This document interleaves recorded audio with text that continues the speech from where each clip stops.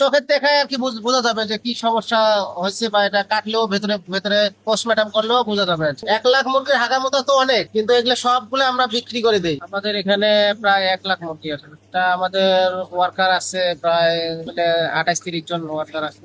1 লাখ মুরগি পালা কি এত সোজা? 4টা বিল্ডিং আছে আমাদের। একটাতে আছে আপনার, এটাতে আমরা আছে এটা 36,000, আর পাশে একটাতে আছে 24,000, তার পাশে একটাতে আছে হলো 16,000, তারপরে ও পাশে আছে হলো প্রায় 22,000, টোটাল 1 লাখ। হ্যাঁ হ্যাঁ, ছোট বড় মিডিয়াম এগুলোর মধ্যে আর কি। সব একই সাইজের না, 1 সপ্তাহের গ্যাপ থাকে আর কি। না, ডিমের মুরগি নয় আমাদের, শুধু ব্রয়লার। না, নিয়ে আসতে হয়। আমরা প্যারাগন থাকি, বাচ্চা নেই। বাচ্চাগুলো নিয়ে আসার পরে আমরা একদিনের বাচ্চা থাকি শুরু করে 35-36 দিন পর্যন্ত বড় করে পরে বিক্রি করে দিই। পাখাগুলো হলো বাতাস টানে আর কি। প্রত্যেকটা বিল্ডিং এর সাথে দেখবেন যে অনেক বড় বড় পাখা, এগুলা হলো যে বাতাস বের হয় আর কি। আর এদিকে দেখতেছেন কুলিং প্যাড, এসি সিস্টেম আর কি। এদিকে ঠান্ডা বাতাস ঢোকে, আর এই পাখা গুলো আর কি বাতাসটা বাইর করে দেয়, গরম বাতাস বাইর করে দেয়, ঠান্ডা বাতাস ঢোকে আর কি। এসি সিস্টেম হলো আপনার ওই কুলিং প্যাড ভিজলে পরে ঠান্ডা বাতাস আসে, এই এদিক দিয়ে বাতাস বাইর হয়, আর হলো ঠান্ডা বাতাস ভেতরে ঢোকে, যার কারণে মুরগির টেম্পারেচার যত রাখতে চাই আর কি ওইভাবে রাখা সম্ভব হয়। আমাদের থার্মোমিটার আছে, বা মুরগির এমনি কন্ডিশন দেখলেও বুঝতে পারবো যে এই সময় কত টেম্পারেচার আছে। অনেক সময় মুরগি পেন্ডিং করে, তখন বোঝা যায় যে টেম্পারেচার বেশি। পেন্ডিং মানে হাঁপায়, অনেক সময় হাঁপায়, সেই সময় বোঝা যায় যে মুরগির টেম্পারেচার বেশি বেড়ে গেছে। না, আমরা দেখলেই বুঝতে পারবো আর কি। যেমন আমি দেখতে বুঝতে পারবো যে আসলে কোনটা মুরগির কি সমস্যা।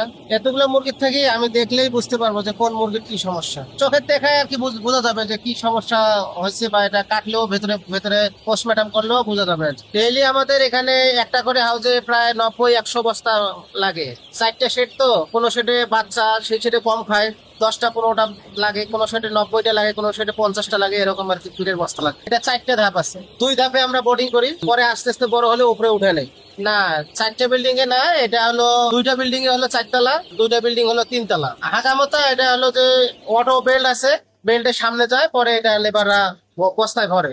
1 লাখ মুরগির হাগামতা পরিষ্কার করলে তো আমরা মুরগি দেখতে পারবো না, যার কারণে আমাদের এটা অটো করা আছে, সামনে যায় পরে সামনে ওটা আমরা লেবাররা বস্তায় ভরে, ওইটা আমাদের আর কি জৈব সার হিসেবে আমরা ওটা কাজে লাগাই। ওদের হাগামতা গুলো কাজে লাগাই জৈব সার হিসেবে, আমরা ওটা ইউজ করতে পারি আর কি। হ্যাঁ, এটা আমাদের পার্টি আছে, এরা নিয়ে যায় জৈব সার বানায় আর কি। 1 লাখ মুরগির হাগামতা তো অনেক, কিন্তু এগুলো সবগুলো আমরা বিক্রি করে দিই। বিক্রি করলে এরা আর কি জৈব সার বানায়। এটার ব্যাপারে যারা এই লাইনে আছে তাদের জানার আর কেউ কিছু নাই, কিন্তু যারা নতুন তাদের জানার অনেক কিছু আছে। রাতের বেলা লোক শিফটিং ডিউটি আছে, রাতেও লোক থাকে। হ্যাঁ, 24 ঘন্টা, 2 শিফটিং এর লোক 12 ঘন্টা পর পর চেঞ্জ হয় আর কি। রাতের বেলা ফিড দেয়, অন্যান্য কাজ টুকটাক কাজ থাকলে, মুরগি বাসাই থাকলে এগুলো করে। মুরগি ছোট বড় হলে এটা আলাদা করে আর কি, আলাদা করা লাগে। রাত্রে করা লাগে, দিনে অনেক গরম, আর দিনে হলো যে পোলাপানে লিটার বাইর করে, তো অনেক সময় যায় এই জায়গায়, বেশি কাজ দিনের বেলা করা যায় না, যার কারণে রাতে ভেতরের কাজগুলো রাতেই করা লাগে। রাতে এখানে 3 জন ডিউটি করে, একটা করে শেডের মধ্যে, আর দিনে বেশি লাগে। দিনে হাগামতা পরিষ্কার করা লাগে, যার কারণে দিনে বেশি লাগে। রাতে একটা বিল্ডিং এ 3 জন থাকে, দিনে 4 জন থাকে। দিনে কাজ বেশি তো, যার কারণে দিনে বেশি লোক রাখা লাগে। এই মুরগিগুলো বড় হলে আমরা ঢাকার পার্টি আছে, ঢাকার পার্টির কাছে বিক্রি করে দেয়, কাপ্তানে যায়। আমরা গ্রিলে কিছু বিক্রি করি, গ্রিলে যারা আর কি গ্রিলে চলে হোটেলে।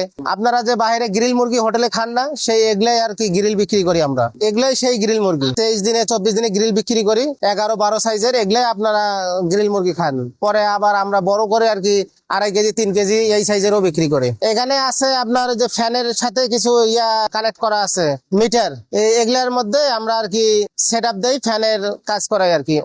অটো দিয়ে রাখা লাগে কতটুকু পর পর, যেমন এখন 8 মিনিট পর 20 সেকেন্ড কুলিং প্যাড চলতেছে, ওয়ান অফ ফ্যান থাকলে এটা আমরা করে দেই, সেটাই আর কি ওই মিটারে কাজ করছিলাম আমি আর কি।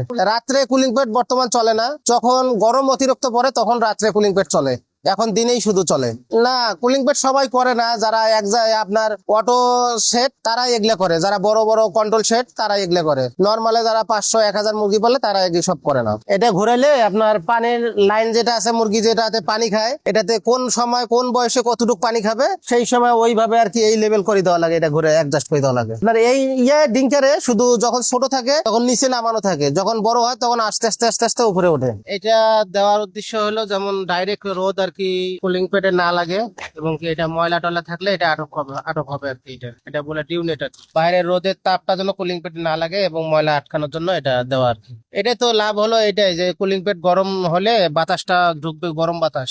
আর ময়লা হলে ওই যে কুলিং প্যাডের ছিদ্র আছে, ওই ছিদ্রগুলো